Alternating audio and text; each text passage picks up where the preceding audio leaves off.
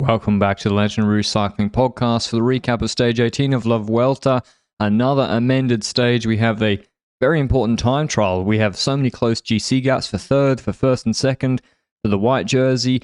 It is the tightest gaps we've got across the top 10 of, I would say, any of the Grand Tours this season and recent seasons, especially with so many spots open. That being said, it's been, a heavily amended Grand Tour, and today was no different, with another stage amended, this time with a bit more notice. The TT was reduced from 27 kilometers to 12.2 Ks, so they just made it a much smaller circuit. They're in Valladolid, that's for reasons of the protests, so they were like, we can only secure 12.2 Ks of the course, so the quick maths, it's less than half the original length of the TT. And I'd also say, if you start cracking in a TT, the longer it is, the time loss can be not just proportional to it being a bit longer. So if one rider's stronger, you can't be like, oh, well, they would have only gained double, say, the amount of time they gained on a short TT. I mean, if a rider started fading in this TT, maybe the time losses would have been exponentially more, logarithmically more, who knows.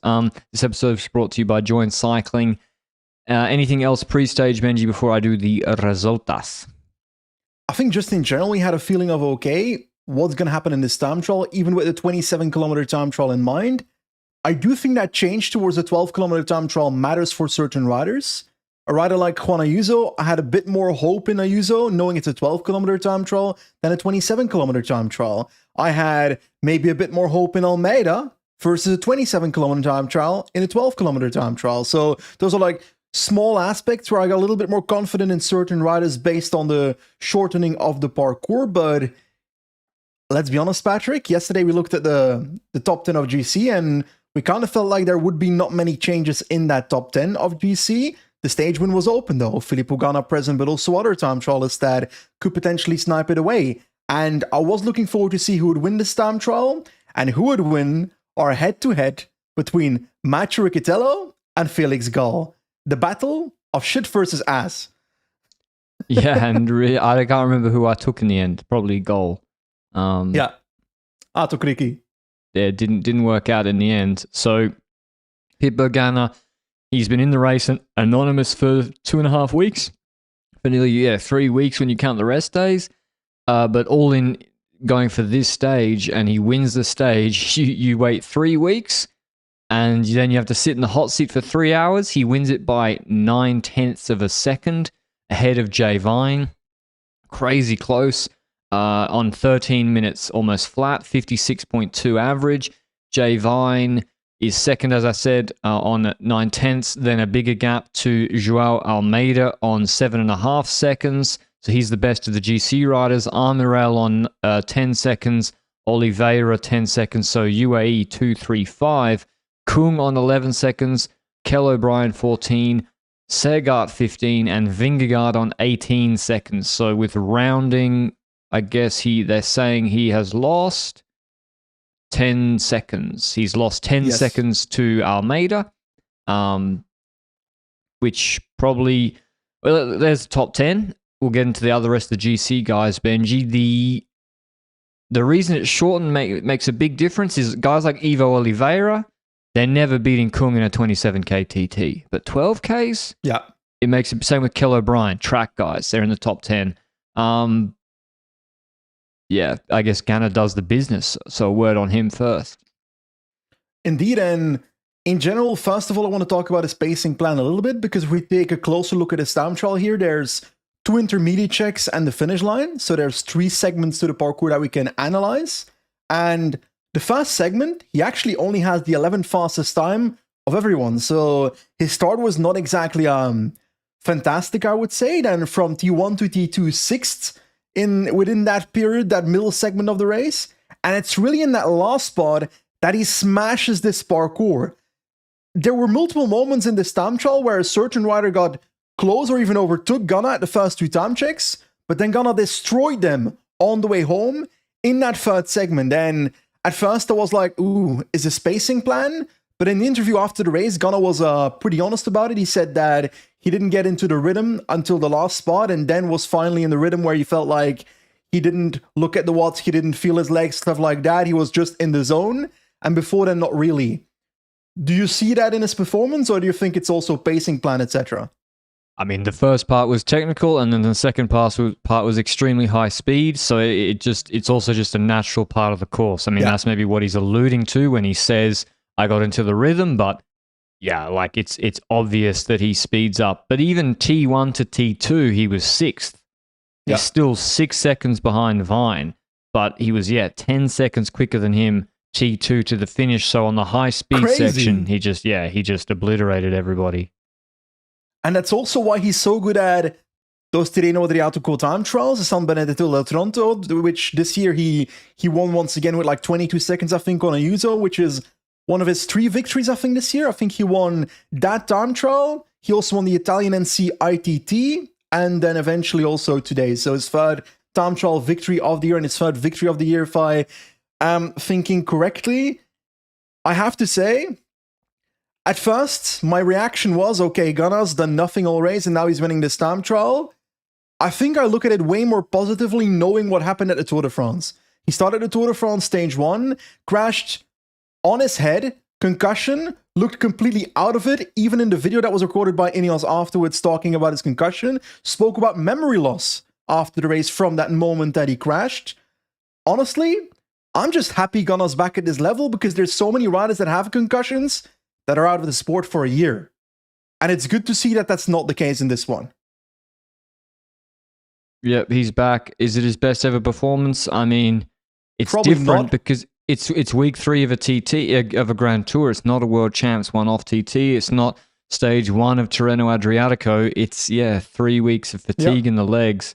And he still's able to win against sort of fresher climbers like Vine's obviously still in very, very good shape. Good win for Ganna. Ineos keep winning. Ineos, I believe, have won a World Tour race with 9 different riders this year. Can you name them, Benjamin? Egan Bernal, Filippo Ganna, oh God, and I'm dead. Ben Turner. Ben Turner, you're right. So 3 stage wins already by Ineos in this race. 2.5 if we count the Bernal Sheffield. one. What did Sheffield win again? Paris final stage. Oh yeah, true. Langolotti. Which other riders do they have in their team? Langolotti at Polonia? Caleb Ewan. I had forgotten that he rode for that team. He did. Catalonia? Or? Basque Country first stage. Close enough. And then, now I'm drawing a blank. I couldn't tell you for the life of me.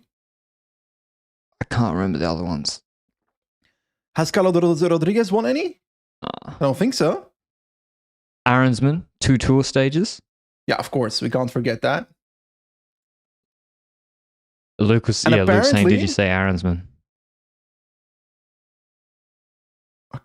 Are you sure there's so many? I think so. Oh, we can't forget this one. Come on. A pretty good time trialist in their team. Oh, Joshua Tarling. Filippo Ganna. Yeah, of course. He won a stage at UAE Tour. Exactly. So I think that's the second. And Sam Watson.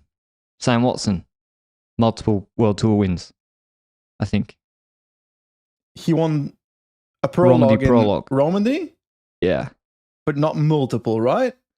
So that's the second most to any team. I think UAE have only won with 10 different riders at World Tour level. So Ineos actually winning a lot with different riders at World Tour level. So that's maybe just an example of their change in philosophy from previous years. Maybe that was a goal. Maybe you don't have a goal. Sometimes people say, I'll start training when I sign up for a race or an event. But here's the thing. Your health, enjoyment, and progress are goals worth chasing. You don't need a start line to benefit from training in your everyday life. As I say, health is really important. Actually, no one else ever said that before, that cliche. Health is really important, but it is. If you feel good about yourself, if you're exercising, I find it carries over to the rest of your day and your life. And joint cycling keeps you fit, focused, and improving even when you don't have a big event coming up. Life's a big event. With over 400 workouts and personalized plans, you'll always have variety, progression, and purpose with no pressure. So if you're riding just for the love of it, like I usually am most of the time, joint cycling keeps every ride meaningful. So sign up to an annual plan through the link in our show notes notes, so Join knows we've sent you. The annual plan, less than €10 or USD a month. Crazy good value for year-round motivation. Let's go to the GC men, Benji. So as I said, Almeida takes 10 seconds on Vingegaard. The next GC rider was Jorgensen on 20 seconds. That's 2 seconds slower than Vingegaard. But then the rest of the gaps are actually, these are pretty small gaps. These are like on a mountaintop finish, like a 6 seconds plus some bonies gap. It's not like huge gaps. For example, Pidcock is third on GC. He's on 28 seconds. It gets around to 29. He gains 2 seconds on Hindley. He actually finishes 22nd, Hindley 23rd. So we were correct yesterday. We couldn't split them. Then we go further. 2 other men tied together, Riccatello and Felix Gall. Riccatello beats him by 5 seconds with rounding. The meat of the business of this entire time trial was Riccatello versus Gall. That's what it's all about. The stage victory? No. GC? Who cares? It's all about P6 and 7 in GC, and Matthew Riccatello takes the lead. He's looked better when it comes to the climbs in the last 4 days. Gall's looked worse. He was literally dropped before the actual foot of the climb the other day, of the El Moradero climb. So I'm looking quite bullish towards Matthew Riccatello with one mountain stage to come. I think he jumps over Gall, moves to 6th place. The gap is now 3 seconds in GC, so it's basically a wash. But I'm looking pretty fondly towards a Riccatello P6 here. I think it's happening. I think Felix Gall has lost that spot forever. And that's kind of the only change in GC outside of gaps. But I want to bring us back to the elephant in the room here, the gap from Joao Almeida towards Jonas Vingegaard, which is 10 seconds. Now, we can talk as long as we want about, would that gap have been larger if the time trial was 27 kilometers instead of 12? Yeah. Probably. I don't know if it would have gone exactly linear upwards. Maybe it flattens out at a certain point. Maybe it goes exponential at a certain point. We don't know. But I kind of wish it was a 27-kilometer time trial, because then the race would be closer before Bola del Mundo. Well, exactly. I mean, it's like, how many stages have been amended by now? Okay, I think it's easier to do it the opposite way. How many stages have not been amended by now? Like, if you're so much changing the final, like, key stage, not sprint stages either, like Bilbao stage, the Prado stage, like the gaps on the Prado stage would have maybe been bigger than the TT. Between Pidcock and Hindley, I'd expect the gaps to have been bigger on the Prado stage. On the Moradero stage, there was no issues. But today, yeah, you shorten the TT. I'm telling you, if you replace all the planks on the ship of Theseus, is it still the ship of Theseus? If you amend most stages on the Vuelta, is it still a Vuelta? Exactly. No, it's a good question to ask, because yeah, if you're planning in week 1, all right, I'm gonna take my time back here. These are the stages I'm gonna target, and then those stages get changed. Like, I actually think Pidcock's been stuffed the most of any rider, because potential stage win. 2 potential stage wins. I think Prado, he had a very big chance to win. But yeah, I know the break was probably winning, but still, I think he's been stuffed maybe more than anybody. But yeah, 40 seconds, Vingegaard would need to have a big collapse on Bola del Mundo, but 40 seconds is it's also not a lot. If you can lose 40 seconds in 2 kilometers if you have a crisis on 3Ks 12% to high altitude. To be clear, for the people that don't realize, and I also lost it for a second there, I was not with you for a second there. With Prado, you mean the climb in the Castro de Herville stage? Yeah. Okay. Just to get that straight. The last climb on stage 16. I think Pidcock had a good chance there to drop Hindley or try something. I think that's fair, but I also am of the opinion that on Bola del Mundo, I expect Hindley to beat Pidcock. Yeah, true. If it happens. So, well, yeah, I mean, we don't know. Anyway, Almeida looking, it's hard to say. He puts 10 seconds into Vingegaard. There is the weight difference. So, like, when you look at the time splits, for example, Vingegaard 10th at T1, and he was less than 2 seconds behind Almeida on the 50k an hour average section. And then T2 to the finish on the very high speed section, he was, he lost almost all his time. He lost 8 seconds to Almeida from T2 to the finish. And yeah, from T1 to T2 on 56 k's an hour, he lost a second to Almeida, less than a second. So the high-speed section at the end is where he was 18th out of everybody. He was sort of 10th in the other sections. In the end, he finishes 9th. The other, we see like the pacing from Ivo Oliveira is the opposite. The track guys, he's 16th at T1. He's second T2 to the finish. The same sort of pacing as Ganna. Same with Kell O'Brien, just more extreme. Dunhola is actually the opposite. Dunhola was, actually slowed down to the end. So he maybe just didn't have the legs, which is normal in the end of a Grand Tour. What'd Piddy do? Pidcock looks like even pacing, 19th T1, 25th T2. So he was only 2 seconds slower than Vingegaard to the finish. Hindley did the opposite. Hindley's like 26, 34 from T to T1 to T2, and then he's 13th to the finish. So he's, so just a difference in pacing. What about Pellizzari? He had a bit of a... Pellizzari the same. Pellizzari was 64th to T1. What the fuck? I don't know. It's the same thing with Felix Gall and Pellizzari being 64th and 66th at the first time check. And then I look at... Wait, what? T2 to finish? Felix Gall was 8th from T2 to the finish? That's what I'm saying. What he was is the he 8th doing? fastest in the What last is part he of this doing? time trial. What? No, that has to be a timing error. I can't believe that. That can't be correct. Felix Gall, who sits upright on the bike, they've told him, or he's decided, that my optimal pacing plan is to do the 60 kilometer an hour section to put all my power there. Maybe Lucas saying because the start was fucked him. Yeah. the corners. But still, Pellizzari losing 8 seconds in 5 minutes to Riccatello to T1. Yeah, Come but on.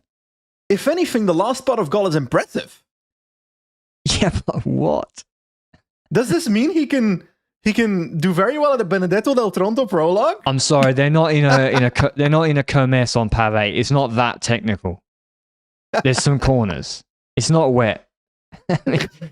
It's clearly pacing to be that extreme. I mean, and Pellizzari... Maybe he transformed into a TT specialist without corners, and that's why he couldn't get up the climb the other day. Maybe. So I swear Pellizzari did an acceptable TT. Yeah, Pellizzari did an acceptable TT, the stage 2 of the Giro.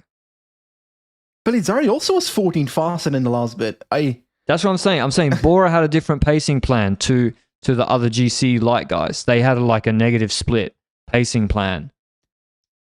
I'm still telling you, I don't remember if it was Zurich or wherever it was. Chevine would have podiumed that race if he didn't crash. Was it Zurich? Where he crashed and had like his entire body scraped? I can't remember. I think it was. And then he was like half a minute off the podium or something. But he's such an underrated time trialist just because he's not necessarily put in that bracket all the time. And especially on these shorter time trials, we often see that as well. So, but also the longer ones. Jay Vine's just a good time trialist. Which means that if he wasn't on UAE, hypothetically, he could easily be competing for 1 week races with time trials in it. I mean, Vine would have won Romandy without Almeida. He could have won Romandy if he was like road defensive. So, yeah. But UAE, they got, like seeing Mikey yesterday or in Toscana working for Del Toro, you do need some people to work, and Vine has been working. Anyway, Koos loses a lot of time, so does Trine, but no one else changes GC spots. So tomorrow we have 162 Ks from Rueda to Huehuelo. It is, Sounds like a Scottish island where a Loch Ness monster is in the sea, the way you said it. Maybe. We're in the middle of nowhere, though. So it's a no categorized climbs. We got Bola del Mundo the day after. It's an uphill. The final's 2K 3%. Phillipson still here? Yeah. Is this final hard enough for Pedersen to destroy? Trek have to go for it. Yeah, for sure. They have to, for sure. But from the pellet, like, do you really just control this though? It's easier to control than the other stages. I think you control it. Yeah, I think you control it. Because you'll get help from someone will help you. And even if you don't, you've got an entire team that you brought here to control stages like this. Exactly. But like Q365, Fabio Kristen, FTJ, David Gaudu, the finish on stage, the Gaudu one. So this is 2.3K is 3%, and it gets, it's like a little bit of a kicker at the line. The finish that Gaudu won was a bit harder, but yeah, they got Thibaut Gruel. You see my Velo games. You're praying that he finally shows up for your Velo games team. Yeah, him and Kristen. But I was rewatching. I was rewatching one of the Mallorcan races, the one that was won by Florian Stork in January. Stork is a bird, right? Yeah, and also a Tudor. Is it the one with the babies? Yeah. And he delivered the victory to Tudor, and the Fabio Kristen has the same descending, like, I think I said this before, gene as Jan Kristen. Like, they started wet descent, he just got dropped, and then Jan Kristen just crashed in the first corner. But tomorrow, Fabio Kristen, big chance to win. Big chance. Ethan Vernon, Ben Turner, Ineos will control this. I think this is Peloton 100%. Ben Turner can win this. Phillips? I think so too. I'm going to go as far to say that Ben Turner is my pick for tomorrow. And also, I will say, it came to my realization that Cofidis is at this race just 1 second ago. Apparently, Kokar's here, which in the peak Kokar era, we would have said, oh, Kokar can compete on a finish like this, but he's been invisible, so I severely doubt it. Yeah, so Philipsen's still here. Mattis Mikkels is here for EF. I think too many teams will be happy for their sprinter to have a crack. And you also, team dynamics-wise, there's been plenty of opportunities for the breakaway guys. Yeah. If you've made your sprinter get their way through the race, you got to let them have their day in the sun tomorrow. So you're going Turner. I'm going Ethan Vernon. I think that's a solid pick, but at the end of the day, I think we'll both be surprised by Philipsen, who will most likely clean it up. Nonetheless, I'm sticking with Turner. I think the uphill bit, because whereas like Vernon's TT today was good, so he has good legs. So that's why I picked Vernon. Philipsen, I don't know, he's kind of been... Edward Plancard reverse lead out, baby. Yeah, exactly. That's a good idea. Otherwise, and then we got Bola del Mundo afterwards, so I think also like, if UAE put Oliveira and their team in the break to try and win from the breaks, that would be kind of funny, but I think they won't.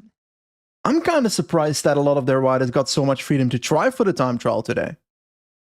Because in the traditional Grand Tour teams, riders that are domestiques are not necessarily getting that freedom. Then again, you could argue that an Oliveira could be sent up on the road as like a test subject for Almeida, in the same way that we saw Affini do that for Vingegaard in the past, or I'm just inventing a combination of two riders that are GC rider plus a roller, but we've seen that in the past in that fashion. So it's team's classification.